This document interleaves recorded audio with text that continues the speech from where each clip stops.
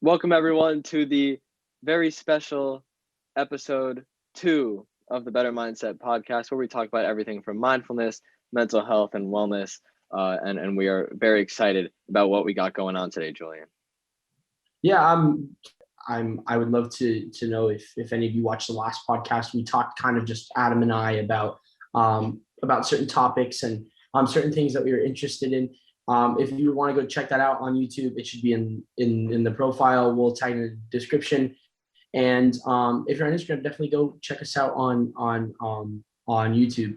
But we talk about the issue of mindfulness and a lot of teenage problems with the mind here in high school and many categories surrounded.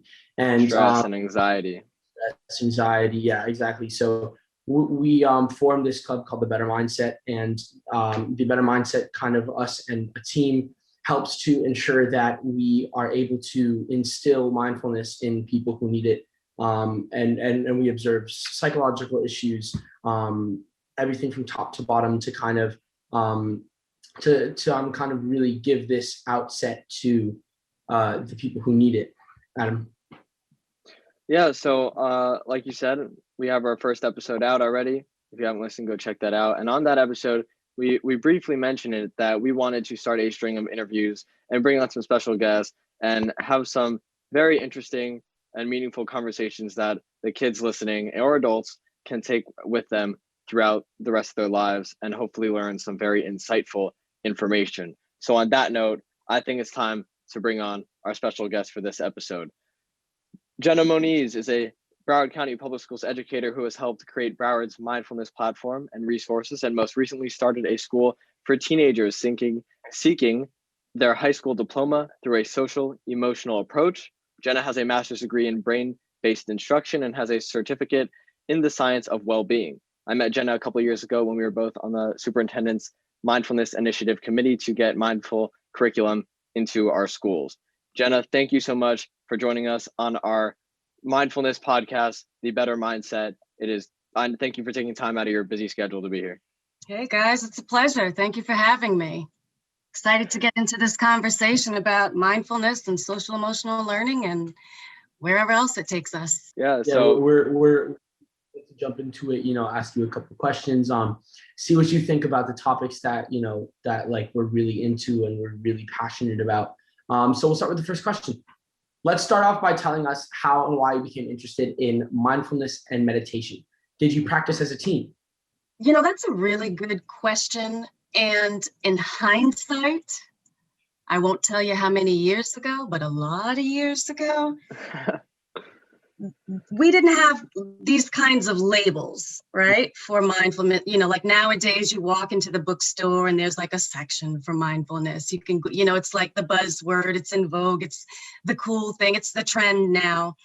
And so we didn't have the words and the labels for, these things. But looking back, I can definitely say that mindfulness activities were certainly a part of my daily life. I'll give you an example. I was an outdoor kind of kid. I just loved to be outside. I loved to play. I loved nature. And outside, oftentimes it was playing and hanging out with people, but there was also a lot of time that I spent climbing trees, for example, hiking, just in the woods, sitting. I look back and it blows my mind how much time I spent just looking up at the sky. Like I used to spend a lot of time just like looking up at the sky and watching the clouds. And I didn't realize that it was like, a thing. It was just, it was calming to me. It was helping to get me, just in a place of feeling good. I didn't know what I was doing. It just felt good. I spent a lot of time outside listening to the sounds of nature, walked a lot. I always had dogs, so I walked my dogs. There are a lot of these things, activities that I did and didn't realize that maybe they were quote unquote mindfulness activities. And I think sometimes when we over label things, we kind of put them into a box. And so people go, oh, mindfulness, that must be that crossing your legs thing and putting your fingers together and going om thing, and it doesn't have to be. I think for me, just taking a nice walk, literally looking up at the sky, listening to the sounds of nature, even jogging.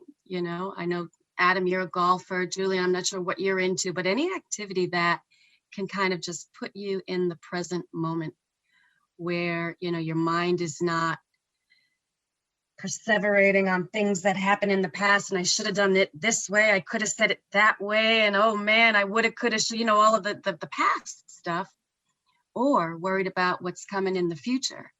And I've got this coming up, all the things that you guys sit up worrying about. I've got zillions of tests. All my teachers put the tests on the same day. Why don't they talk to each other? All the things that we give you to worry about, not to mention when you turn on the news and everything that's happening, even wider than just our homes and our schools, you worry. And one of the things that I read is that any kind of pain or worry happens either in the past or in the future, never in the present moment. There's never any problem in the very, very present moment. So if we can just find ways, whatever way works for you, because taking a walk doesn't work for everybody, looking at the sky doesn't work for everyone, walking a dog, but whatever works for you that can get you centered in this present moment, even if it's just listening to a piece of music, is helpful. So I didn't know it was called mindfulness. We didn't have these labels. And of course, this is nothing new to ancient, Eastern traditions, etc. But it's pretty new to, Western tradition and now Western medicine, right? So now this is becoming a part of medical treatment and preventative treatment. Back then we didn't have labels for it, but we were doing it. Yeah, and I mean, my next question was going to be, how would you describe mindfulness in a way that teens understand? But I briefly mentioned it on the last podcast too, which was mindfulness it doesn't have to be there sitting with your eyes closed or your legs in crisscross applesauce. It's like it can be whatever you enjoy, whatever relaxes you. And when I talk, I think a lot of kids resonate with that because they have specific things that they do to relieve stress. Obviously, some stress relievers are better than others or healthier than others, I should say. But people have their own mindfulness practices that they go through on a daily basis. But, many people believe that mindfulness and social emotional learning go hand in hand. So I guess skipping my second question, I would say, what are your thoughts on or feelings about that? Do you think we could really have mindfulness and social emotional learning one without the other? And can you maybe explain what you think, what social emotional learning is to the audience? Yeah, so true, right? In the many ways that mindfulness can look. And one of the things that's actually one of the first things that I talk to my students about is the concept of what's called multiple intelligences. And multiple intelligences is a theory out of Harvard University, Howard Gardner out of Harvard University, that basically says we've got more intelligences than we test at school, right? If you think about how you guys are tested at school, you're typically tested in subjects through reading. So that would be like your verbal linguistic, or you're tested through mathematics. So your logical mathematics. So even if it's in like the area of social studies or history or science, mostly what you're doing is reading. But those aren't the only intelligences, according to Howard Gardner. You've got your musical rhythmic intelligence. You've got your bodily kinesthetic intelligence, your intrapersonal intelligence, which is kind of like your self-knowledge, your self-smarts, your interpersonal intelligence, which is like your social, right, intelligence, the way that you deal with people, your naturalistic intelligence. These multiple intelligences that are more than just skills, and they're more than just that thing that you're good at. They're more than just a talent that you have. These are legitimate intelligences. The problem is we don't assess them in schools. We only assess two of them, your reading and your math. your logical, mathematical, and your verbal linguistic. So what does that do to kids? For kids, if you're not really strong in reading and you're not really strong in math, and we test you in it over and over and over again, by the time that kids are your age, they've already got that message in their head that they are not intelligent.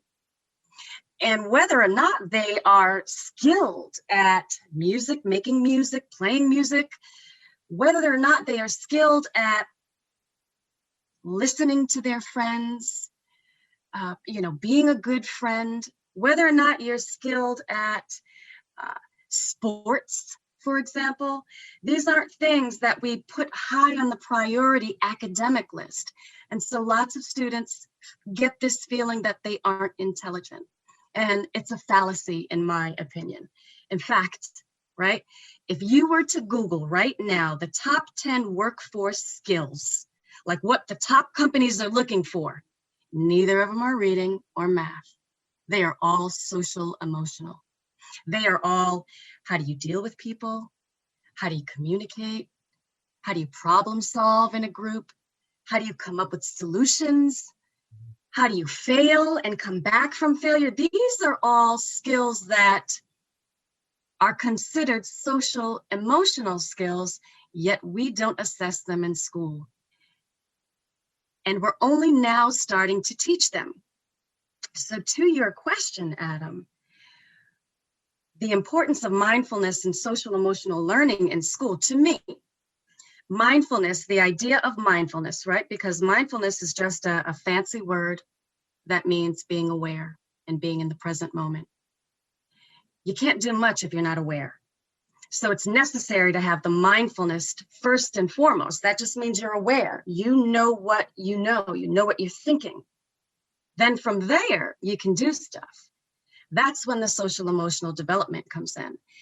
And to think of social emotional learning as something additional or something separate from academics is also a fallacy. So any of your classes, whether it be your math classes, your history classes, your science courses, the way that we teach them now, unfortunately, is the same way. And, I'm generalizing here, so not everywhere, but even at your university levels, we are still teaching the same way that we taught 100 years ago for a totally different world, where it's mostly we're pushing information at you, and your job is to regurgitate that information on a piece of paper, or now a computer. Cram the information into your head, and then regurgitate it on the test. And I think right now, in the middle of, AP season or finals season, it's very difficult for them to think like, oh, I'm going to pass this test with flying colors, because, you start to get in your head. And when you have multiple APs or high level classes or just very stressed out, plus anything else going outside of school, it's going to be very difficult. And I know, Julian, you can attest to that too. So, having everything going on is just, it's going to make any teenager feel really difficult, which is why you said we need it in schools. Yeah, and I feel like everything that you mentioned is super important. And I think that a lot of things that I'm starting to see, at least as a teenager, is when I'm out and about, when I'm talking to people, when I'm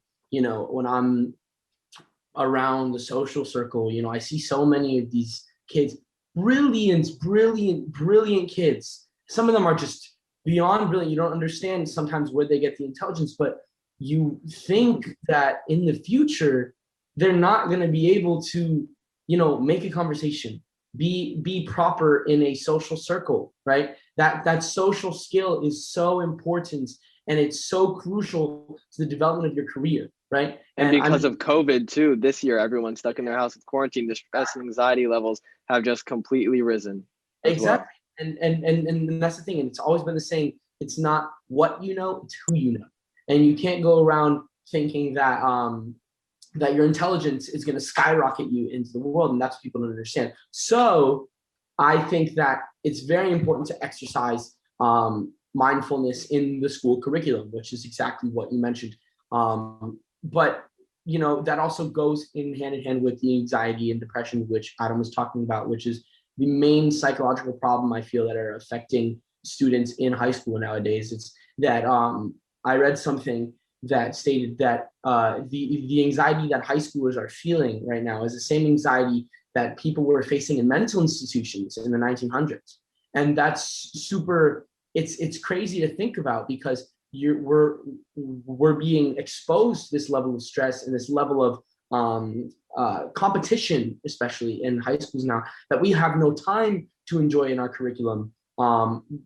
These mental health practices and get together our mindfulness. You feel like a lot of teachers are teaching for the test and not so much to teach us the information, the content. The regurgitation of information, exactly what you were saying there. So that leads me into my next question. We all want to be healthy physically or mentally, but sometimes we feel anxiety, depression, anger, or overwhelmed with stress, the things I've been mentioning. What can we do as teens to prevent our anxiety or depression from taking over our lives? Are there a couple of practices that you can share with us?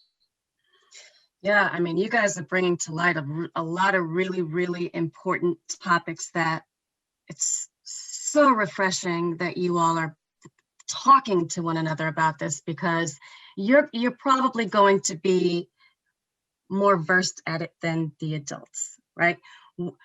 Here's the thing. When you're stressed out, you're not working in the part of your brain that is the creative part of your brain or the critical thinking part of your brain. When you're worried, you're stuck in that what's called the reptilian brain, the back of your brain, where it's the fight or flight mode, right?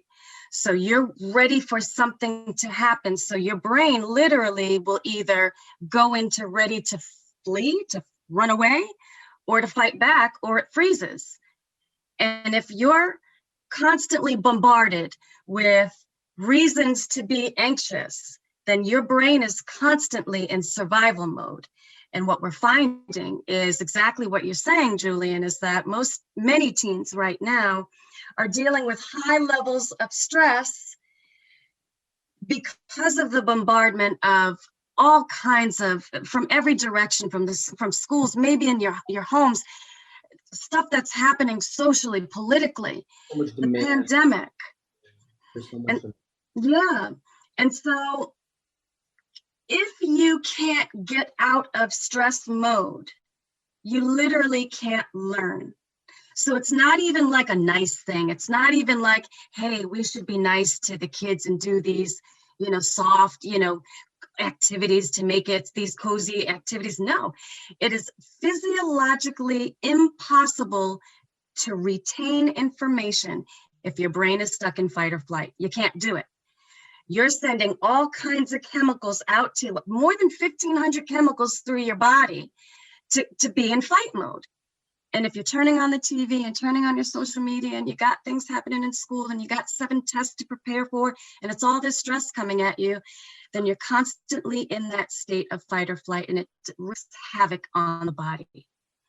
And so how do we deal with a lot of this stress? The first thing that I would recommend to anyone, students, young people, adults, is to not repress it, not hold it in. See, and I think that's where we go wrong oftentimes, because, we focus on the behavior. And oftentimes when you express what you're feeling, it's tough. That's when it gets, it becomes inconvenient for a lot of people. And to be completely honest, many of your teachers, many of the parents aren't ready to hear what you're going through. And so we do a good job of saying, get over it. Oh, shake it off. You'll be okay. Brush it off. Even worse for guys, guys, don't cry. Don't express your feelings. It's the worst thing that we could tell you to do, because if you don't express it, then it stays inside. And that's where you start having the anxiety. That's where you start having the issues. And these things turn into real physical ailments. If they continue on, they end up turning into disease ultimately. Anything from headache to ulcers to you name it. And right now, the number 2 reason that young people die right now is from suicide. Yeah. And if that doesn't give us pause, I don't know what does. And you know, Number two reason. What I think is really important to add is that like here, like nowadays, our ways to cope with those, or the natural ways that we cope with those, or maybe could be even more negative, like negative attributes that people can be like, why are you doing it?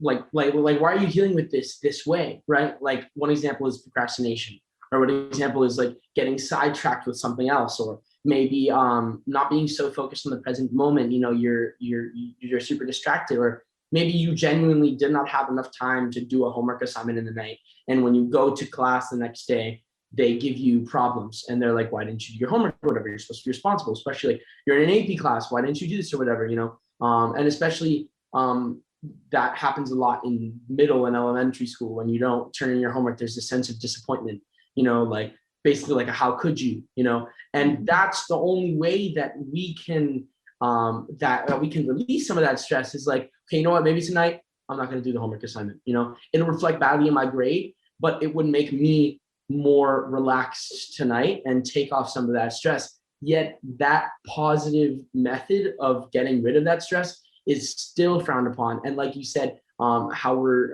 kind of prohibited from showing our emotions, that's also withheld. And I think that that's a super negative consequence, and it needs to be fixed. Listen, if we're still teaching you all the same way that we were teaching you 100 years ago, and we're facing totally different global issues today, you know, it doesn't take a genius for us to say, do we need to make some changes to the way that our school systems work? And I mean on a big scale. I mean from your public school systems to your Yale universities. Mm-hmm. We still function in this model of the idea that the more information you have in your head, the more content knowledge you have in your head, the more intelligent you are, the smarter you are. It's a fallacy. In fact, we're finding out more and more that our hearts, which are brains in and of themselves, our hearts are 5,000 times more powerful electromagnetically than our brains. They develop in the human fetus before our brains do. They have a neural system in and of itself that really make it its own brain. The intuition of the heart, the intelligence of the heart, is not yet discovered. We pay more attention to what we have in our brains than we do to our hearts. And if we just shifted the focus more to the intelligence of our hearts, we would find more compassion, more empathy, more intuition to make the right decisions, less competition, because all of the competition and the better, that I'm better than you and I know more than you, and right, and the grade point average and where you fall in your class and how do you getting into the best universities and all of that stuff, that's all stuff of the brain. That's all stuff of the mind. Don't get me wrong, of course we need a balance, but we don't focus enough on the intelligence of the heart. And I think that's the direction when we talk about the ways that the school systems should shift. It should shift in the direction of the heart. I hear people say, you got to make a decision with your mind and not your heart. And it's the furthest from the truth as far as I'm concerned. It's the heart that should be in charge. It is an intelligence in and of itself. It's a mind. Let me tell you the story real quick, Jenna, and I think you'd appreciate it. Yeah. The other day I was helping my golf coach with this clinic that she was holding of a bunch of 7th and 8th grade boys, and obviously I'm still in high school. I'm still a kid. I'm an adult, but you know what, these little kids, they see, when they see an older kid, they see you as an authority figure, right? They see you as a counselor, someone helping them, and so I was with the kids on the course, driving them in the golf cart, being like the chauffeur, dropping them off. They walk onto the green by themselves, and they're 7th, 8th grade boys. They're old enough, but I was there to help, and there was this one kid who was like, oh well, he was boasting, I hit it so far. I hit it so far because I usually play from the back tees, and I'm better than you guys, and I hit from farther back, but you guys all have to hit up here. That's the only reason why I'm hitting from so close. And I'm like, and I'm like, why is this? Why? Like, Yeah. and the funny thing is, I feel like we all knew that one kid, right? Oh, yeah, I know what you guys are doing, but I'm doing this. You know what I mean? And this other kid walks up to me. He goes, this seventh grade kid, 12, 13 years old. He walks up to me. He goes, why is he doing that? Like, why is he like just bragging about everything that he's able to do? Like, that's not going to make us feel any better. It just got me thinking so much, like, about, you know, my younger sibling at home, in the during the pandemic, a year of isolation away from friends, from social interaction with other people, and then they're going to have to be put back out just into the world, you know, and like, and just the certain, not, I wouldn't say communication skills that are lacking, but just like, just social skills, just how to deal with things that are going out in the world. And you know what, maybe this kid who was bragging about his game or whatever, maybe that's just the kid, that's who he is. And maybe he hasn't learned that, you know, you probably shouldn't bring yourself up to put others down yet. But it was really touching I felt, for the other kids come to me and just ask me, like, I just don't get it. Well, and the fact that it turned into, because it could have gone a couple different ways, right? You know, you could have gotten a kid like me, you know, when I was young, and I was that kid, I was going to defend, and, you know, I was like, I'm going to prove myself. I can hit from back there, you know. Yeah. Oh yeah. Well, I'd be the guy that says, well, why do you have to showboat? Why do you have to, Yeah. you know, I'd be the one to speak up and make the kid that was over boasting, you know, I'd want to check him. I'd want to put him in his place. But when you think about that, if I were to do something like that, I'm doing the same thing that the kid's doing. So I'm kind of taking the kid down for taking us down. Mhm. And, you know, whether or not my intentions were to level him, I end up doing the same thing that he's doing. Mhm. So if you think about like the way that we teach you all, even in the idea of debate, right? You think of debates and the debate team and how, and I get it. I get that we need to teach students to look for facts and to look for evidence and to speak from a place not just of opinion and you know, fake news or whatever, that it needs to be factually based what you're talking about. But when you think about the way that a debate is set up, it's set up for someone to win and someone to lose. Yeah. My argument is better than your argument, therefore I win, you lose. And if you look at the grand scheme of where we are as a country right now, you got sides. So you got these polarities of win, lose, debate, win, lose, red, blue, black, white, woman, male. You get these polarities as opposed to having conversations. You know, in my school, we use a lot of Socratic seminars where the goal is not to win. The goal is, you know, definitely to come from a place of evidence and asking for evidence. But what usually happens is the students learn from one another because now you're listening. If your goal is not to win, because when your goal is to win, you're going to steal, rob, and cheat and do anything that you have to do to be on the winning team. But when the pressure's off to have to win, then you can really listen. And you can listen to the one that you think is on the other side and go, you know what, that's not a totally bad idea. Mhm. And you know what, if you added that idea to my idea, we could probably come up with a new solution, something different. What if our politicians did that? And you know, Jenna, I think that was an amazing point, especially when you were talking about the intelligence of the heart and the intelligence of the mind, and really which one is superior to the other. And I feel like here, yeah, intelligence of the mind is important, of course. It's important because, you know, there's a lot of knowledge that comes with it. I feel like debates in general, the institution of debate was not created with the intelligence of the heart, but rather the intelligence of the mind. But if you think about maybe how Socratic seminars were made, they were not created just with the intelligence of the mind, rather the intelligence of the heart. It's not, okay, this is a method of coming to a solution, being in a debate, right? And that's really important. We can come to a solution, you know, but at the end of the day, one person wins over the other person doesn't feel so positively about it, the other person feels positively about it. Socratic seminars are, you know, maybe let's not verse each other, right? Socrates was was explaining, let's like conjoin ideas to come to a conclusion, and that also relates to what Adam was saying about his story. It's him, maybe that little kid had the intelligence of the mind that maybe he was very good at golf and he could hit from the back, right? But now that intelligence of the heart is how you express it.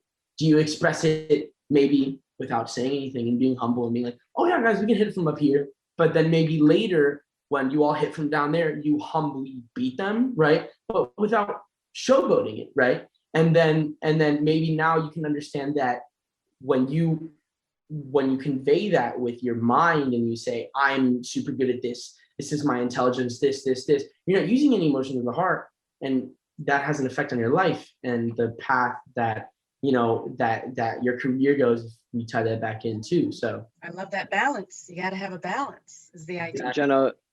Jenna, before, this has been a great conversation. Again, we're so thankful that you were able to come on. My Before pleasure. we let you go here and we kind of sign out, is there any last words you want to say to any teenagers or even adults watching out there, listening? Oh man. I think right now with everything that's happening, not just where we are, but globally, I would definitely say, first and foremost, take the time to take care of yourself. It is not a selfish act to get what you need, express what you need to express. You can feel your emotions, all of them, the whole gamut of them, and not necessarily become it. It is okay to feel them and express them. Once you express them, you probably won't become that emotion. So feel it, get it out, whether that getting it out is writing about it, talking about it, going to the beach and getting it out in the sand, crying about it, singing about it, making music about it, dancing about it, getting the flow of energy going, because it really is a game of energy. And if you've got bottled up feelings and emotions that you're not addressing and really you're not expressing, they're going to do more harm than they do good. Better out than in, right? So take care of yourselves first and foremost. And rather than competing with one another, grab somebody else and bring them in with you. Well, Jenna, thank you so much. We'd love to have you on. And guys, if you're watching on YouTube, if you're watching on Instagram, wherever you're watching, make sure to follow us on our page, go to our YouTube. We definitely are going to have different speakers on different days. Thank you guys for tuning in, and we'll see you on the next episode. Thank you, Jenna, again. Thanks for having me, guys. It's been a pleasure.